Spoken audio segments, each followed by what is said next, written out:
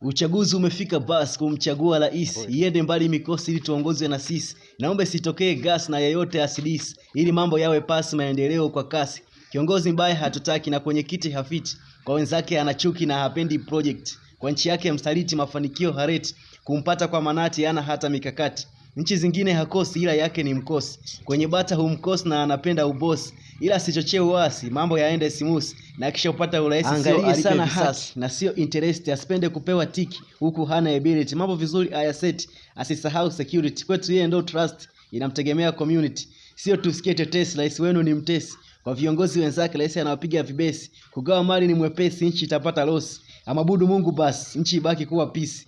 Ujue sio kazi rahisi ya kumpata rais, na usijezani ni vyepesi mtu kuipata nafasi. Ila kisha ipata nafasi achunga asiwe mbinafsi, na asiwe mtu wa kesi, asije tupa wasiwasi. Na asiwe na unafiki ushapitwa na wakati, alafu mbele ya like tumuone yuko right. Sio ajivunie cheti huku anafanya against, na asipotenda correct ajue ongoza state. Jambo la kweli halitaki na maono hayapati, wala asilete mikiki nchi ikawa mtiti. Akiingia in authority asijali zake duty. Nchi yetu iko unity, asipeleke into test.